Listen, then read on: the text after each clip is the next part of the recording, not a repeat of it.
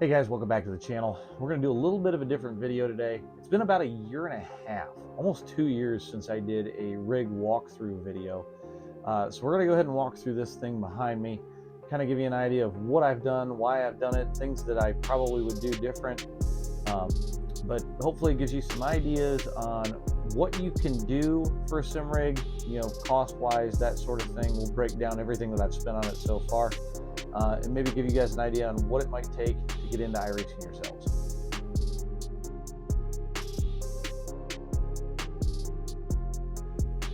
Okay, so I had hoped to actually do like a gaming room walkthrough video, but as you can see from the ceiling over here and then the seams on the walls, we haven't gotten to a point where I've gotten the drywall done yet. Just mainly time, money, that sort of thing. It's not cheap to do an entire construction project. But what we are going to do is we're going to walk through the entire sim rig, what I've got going on here.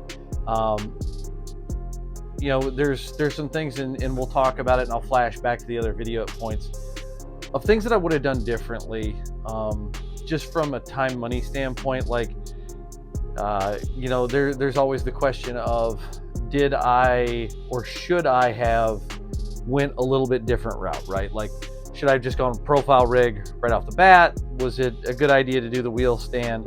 There was the homemade desk idea that, if you've watched the first video from about 2 years ago, it was a little bit different. There's a lot of things that I probably would have done differently if I would have thought it out properly. Now I've got a clear, concise direction that I'm going. We'll kind of discuss that as I go. But we're gonna go ahead and we're gonna rotate the camera around, and I will walk you guys through everything that I use, kind of why I use it, where things, like I said, where things are gonna go. I don't want to give too much away, or this early in the video, but there's some specs and things like that I think a lot of people should know. So let's get right into it. Okay, so this is obviously the view from behind the rig. We've got a 4-monitor setup. The actual monitor stand, that's all a Trak racer, non-integrated monitor stand. If you're going to do this, I highly suggest go with the non-integrated, and you'll understand why when I get to the base and everything. But as far as the screens, the bottoms are all 32-inch 1440 monitors. Top one is just a 26-inch 1080p monitor. Just from the standpoint of, I don't really put anything up there other than OBS, so why push the graphics card if we don't need to? So the 32 inchers are really nice. If you recall, in the first video, these were all 27-inch. I kind of wish I would have went 32 right off the bat. It gives you, so from edge here to edge there, if we measure this direction, it's about 3 more inches per monitor, so we get a little bit more wraparound, things like that. And you could tell it's a bit more immersive because you're able to get more of the side view. So I think doing that would have been the wiser decision, save some money. I was fortunate enough that we took the old monitors that were here and they went upstairs to Robin, so we were still able to use them. So I'm not really out anything, but if it's just you, obviously, if you don't have a significant other that games or anybody that that games, it's going to make it a little bit more expensive. So getting into a few things that you can see from this direction, we'll just cover some ancillary things. We got the Govee light bars on each side for our ambient lighting. I don't use it very often. I thought I was going to use it a lot more. I just don't really care for it. It kind of messes with me, and I'm not really happy with how I got to tune it in for SimHub. We just got some cheap lights above. They're just grid lights off of Amazon, and then I use a smoke lens on it so it's not so blinding. I mean, you guys have seen me. I'm not the most tan guy under the sun, so if we can make it to where you can see me a little bit better and I don't get washed out, then that's a positive, right? We've got the, if I can get my hand in the right spot, the Logitech 4K Brio camera. It works okay. I got it on sale, so I'm not too mad. I do think a DSLR would probably give a better view, but that's what I wound up with over the original Logitech. And then a new addition has been this guy right here. That is an admin box 4.0. We'll break into that. I'll get a closer view of that. Still testing it out. Shout out to David Duke and the guys over at Yes Car for getting me that. Really cool little device. And then we've got the iPad right here that's actually set up just about like that Stream Deck mounted right there. So I've got multiple buttons, a lot of different things. And then we've got the Shure MV7X microphone, and that's ran, and you can't see it here right now, but underneath there is a Focusrite solo box down below that runs all that. But that's kind of the ancillary stuff.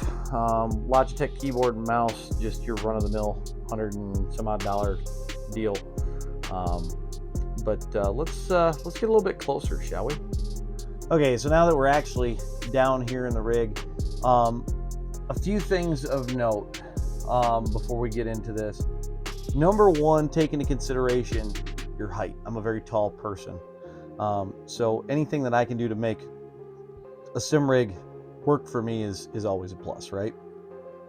So that being said, some of the ways that I have laid this rig out may not work for everybody. If you're tall like me, take the suggestions. If you're a shorter guy, you can probably go with the standard way that most of these rig companies tell you to set it up. So that being said, the entire base rig here is a Trak Racer TR80 with the plate mount for the wheel deck. Running a Moza R9.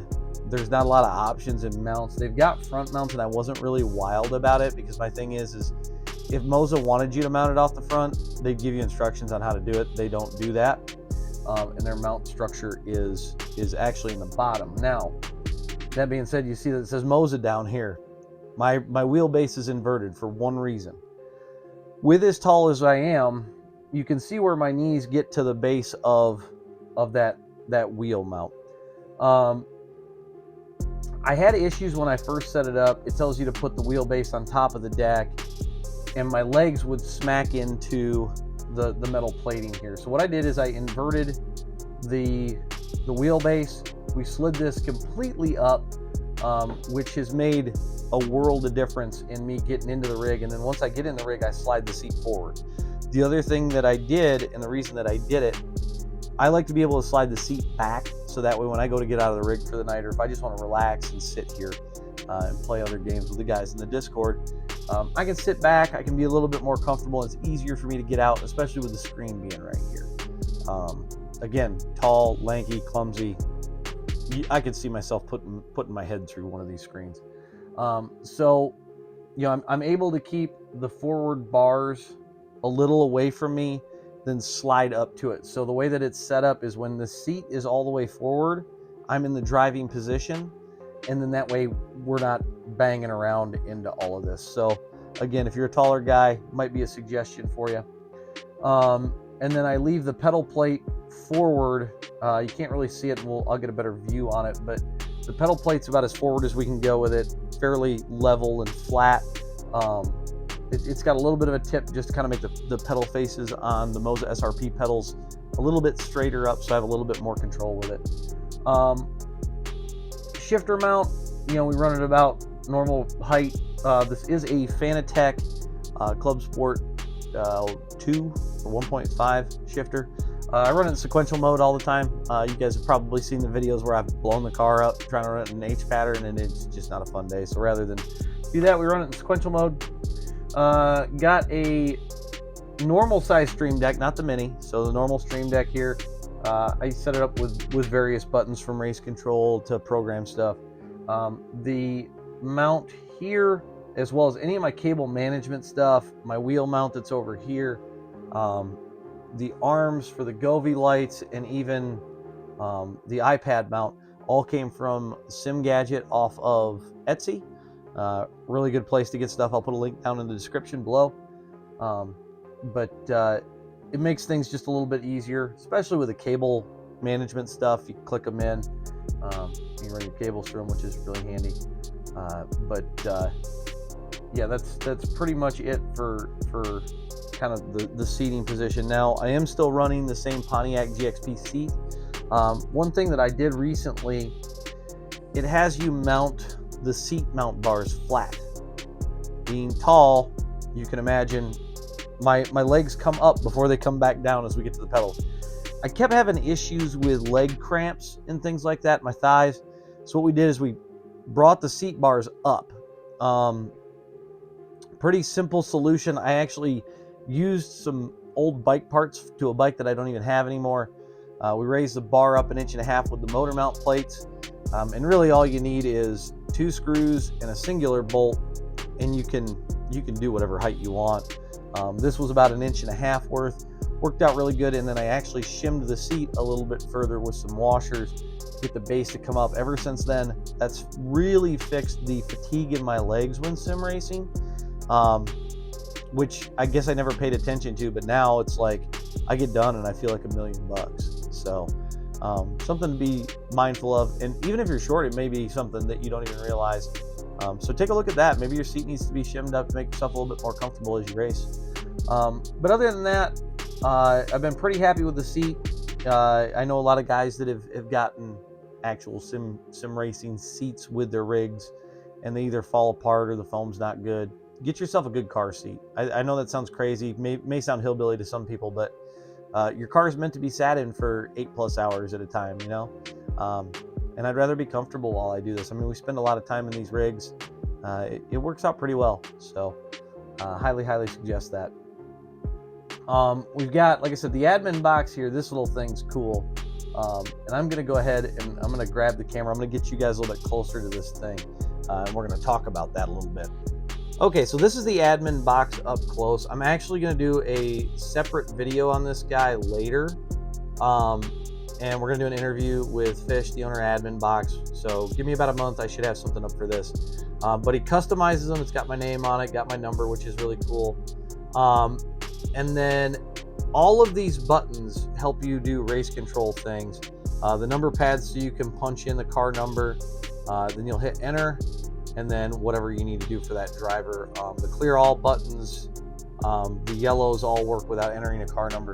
But really cool little box. You can do pace car controls here, and then these will do like your replays and stuff. You can advance and play and pause, and kind of a cool little deal.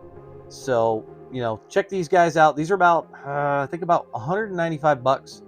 But man, they make your life easy. I've been testing it a little bit just in some testing sessions. Very cool. But now you'll be able to see kind of what I'm talking about with this wheel mount a little bit. I'm going to slide the seat forward so you guys can see what I'm talking about.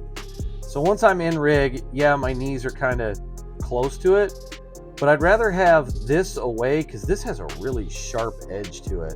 And I don't really want to catch that into my knee.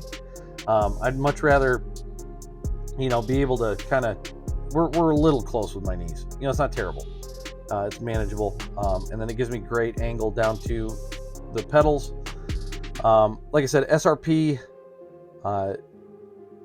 pedals we do have the brake cell mod on it. Helps out a lot. And then just to kind of give you an idea what the cockpit feels like, you know, it's not terrible. So, and we'll bust into this guy here in a minute. But yeah, I've got good view up, got good view around. I'm very happy with seating position and things like that. Okay, so now onto the computer.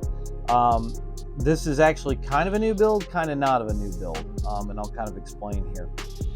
So we did go with a new case on this one. This is a Sama case. You can find those on Newegg. I'll put a link down in the description. All RGB fans, which I have connected to the motherboard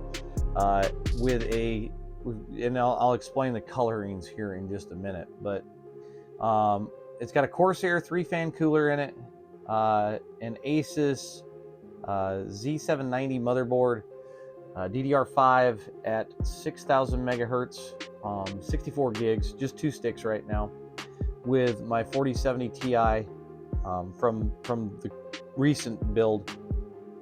And then we've got a USB board underneath that with a 1,000-watt power supply.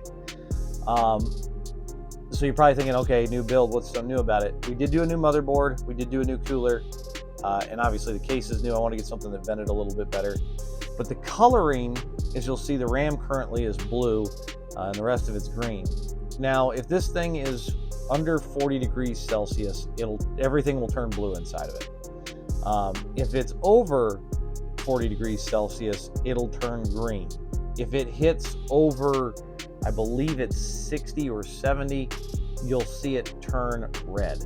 And it just gives me a visual cue. See it turn blue there for a second, so it actually dipped down below that threshold. But it just gives me a visual cue in case something happens while I'm mid-race. You know, we can get it shut down before it causes a problem. The interesting thing is the RAM seems to change color quite a bit more than everything else. I've seen it red in race. It does just fine. It's not hot. I think it's just the temperature of those modules more than anything. But pretty happy with it so far. Stays very cool. A lot cooler down here than it used to be. But I'm pretty happy with that build currently. You'll see down here on the floor, that is our Focusrite box. That controls everything with the mic. So you've got your gain knobs and your main channel knob. Makes things really easy. And then we've just got a cheap USB hub down there as well. That makes my life a little bit simpler, getting things plugged in, unplugged, that sort of thing.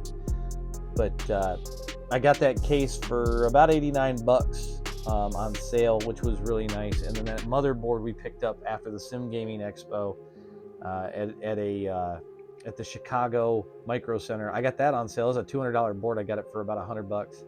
So saved a little bit there. The whole idea with this is we're going to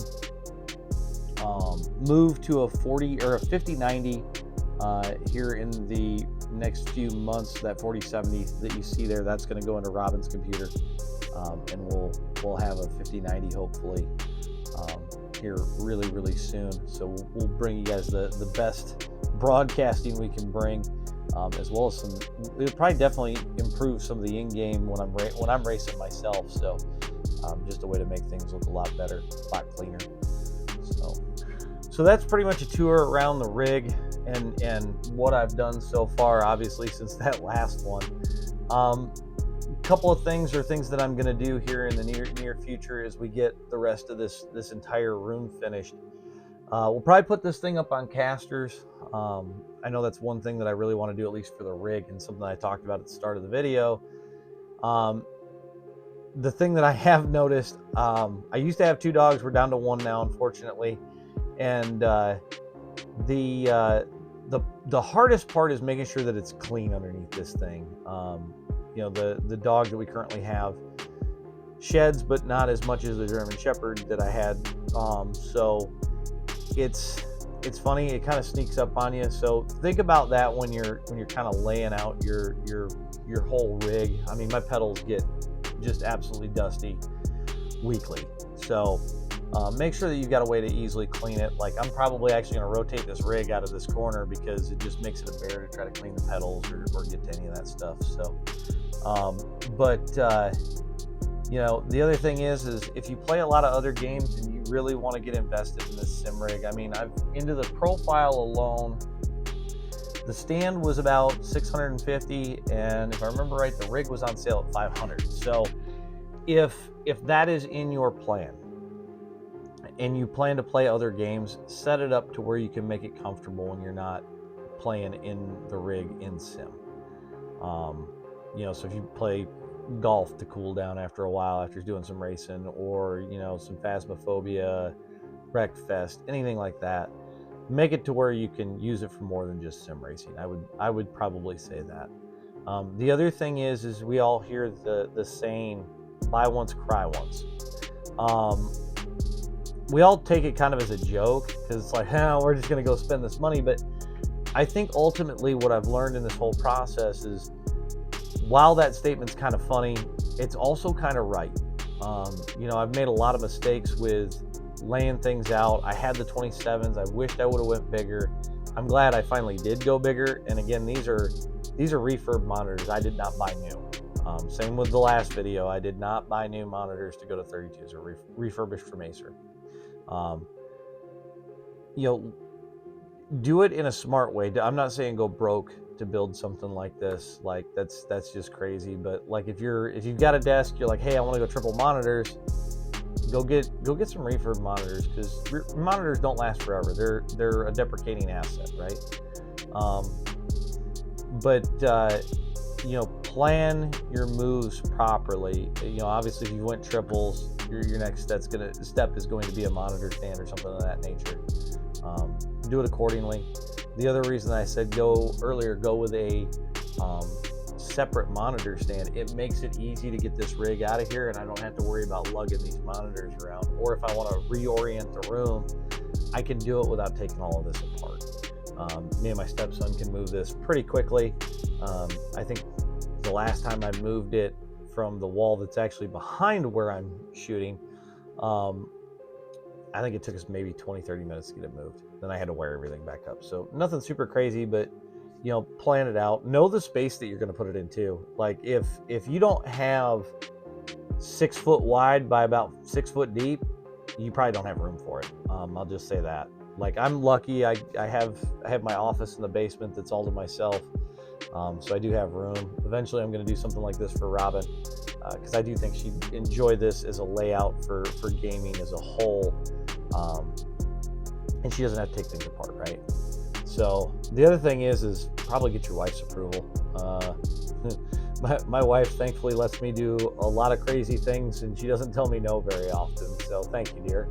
Yeah, I mean, other than that, if you're fully invested and you're going to take the leap, you know, even if you haven't bought anything yet, if you know 100% you're going down that road, I think I would just skip all the other steps, go straight for the profile, and do it all at once, and be done with it instead of changing things. Like me myself with that computer over there, that's going to be an ever-evolving thing. But this is one of those things that once you get it set, you're going to be pretty good, unless you decide to go full motion, and that's a different story. But like I said, on the computer front, you know, we're constantly upgrading. Like I said, we're going to go to a 5090 here really soon, so that way we can put out the best broadcast we can. Does that mean you need to? No, probably not necessarily. I use mine to do broadcasting, which in turn makes, you know, a profit for me. But I'm not saying that's what you need to get into iRacing. You know, a solid 4070 Ti like I got, that's a very, very good card. The AMDs work really nicely. So you don't need to break the bank to have good graphics on iRacing. It's, for me personally, I want to give, you know, whatever person asks me to broadcast, I want to give them the best view that they possibly can have. So that's the only reason that we do that. But outside of that, guys, if anybody's got any questions, comments, you know, if you saw something that I did that maybe you know I should have done differently, let me know. I'm always looking for a different way to lay things out. But that is the 2020 end of 2025 rig tour. It's been a fun year. We'll have a year-end review thing. I've already got some ideas for that in my head as to what I want to do there. Yeah, like I said, if you've got comments, questions, let me know in the comments below. I'll be glad to answer them. And other than that, guys, we'll see you at the races.